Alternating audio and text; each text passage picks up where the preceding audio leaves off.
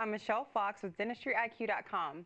This week we'll be talking with the president of the American Dental Hygienists Association about the recent WK Kellogg report that a majority of Americans favor the training of mid-level providers. Rod Kurthy shares some insights about dental office marketing whitening procedures during an economic downturn. And finally, we will catch up with a Native American hygienist who shares her experience in tracking dental services provided on the Pine Ridge Indian Reservation in South Dakota. The WK Kellogg Foundation recently reported that 76% of Americans favor the training of mid-level providers. These practitioners would provide preventive and routine dental care to Americans who put off dental care due to the cost of treatment.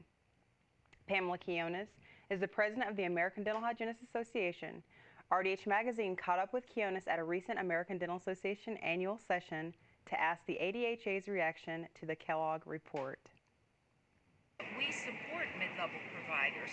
We want them to be educated in an accredited institution, licensed, and provide direct access to the public. That's the key. Whatever happens with mid-level provider, if we want to increase access to our citizens, then they need to have direct access to this mid-level provider. The Kellogg report said Americans who put off dental care due to costs typically earn less than $30,000 a year, are without dental insurance, and have earned the equivalent of a high school diploma or less.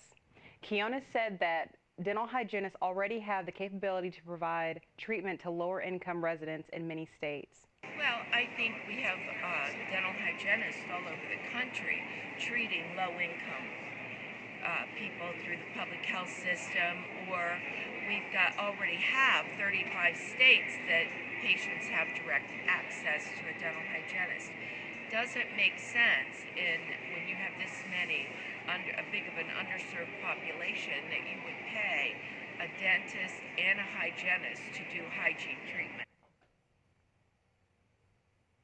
Dr. Rod Kurthy is the founder of the Core Whitening System and is the CEO of Evolve Dental Technologies. The company's primary product is a whitening system, and we recently caught up with Dr. Kurthy to ask him about the marketing strategies for whitening in a slumping economy. So no, the economy is a problem. Well, one of the problems that I see, because I've also been involved in marketing, I've written 2 books on dental office marketing, so I'm a practitioner, it's important to me.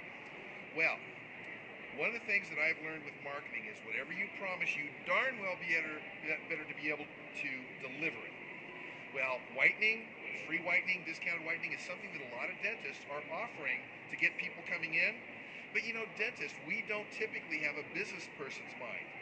So then what they think is, oh, I've spent all this money to get these new patients, and I'm going to do whitening for virtually free, so I better pick the cheapest whitening I possibly can. And they get these products that don't work. They make these quickie suck-down trays, and they'll say to me, oh, well, the patients are getting it for free, so that's okay.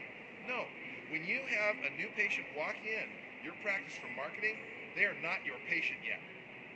They are checking you out. They haven't decided to come to you. Well, if you can't even do the whitening, if they go through the hassle at home and they don't see the results, do you think they're going to come and have you do veneers or even fillings on them or their family? No. So dentists need to understand you put a lot of effort in that marketing to get those patients to come in, and if whitening is something you're telling them you're going to do at a discount or whatever, you darn well better be sure that they love the result, because now you're going to have a patient. Thank you, Dr. Kurthy. Maxine Brings Him Back Janice is a Native American dental hygienist who recently reported the findings of research at the Pine Ridge Indian Reservation in South Dakota. Well, some of the findings were that we have a population in this country, an American Indian population, and it's not just this population, but other populations, American Indian populations, who are experiencing oral health disparities. But on the Pine Ridge Reservation, we looked primarily at that population just to determine what their unmet health needs were, and it was quite startling to see that there was a tremendous amount of unmet need among this population. Janice also described why access to care is still a problem, even though dental clinics are available on the reservation. There are several reasons why. Um, you know, for the population, we have three Indian Health Service clinics that are on the reservation, but that doesn't, you think that just because you have a healthcare delivery system, then individuals can access care. But that's not always the case. Um, it doesn't imply that, there's access to care. And many of those reasons are based, could be based on socioeconomic status, which includes the you know not having fuel or gas to get to the clinics.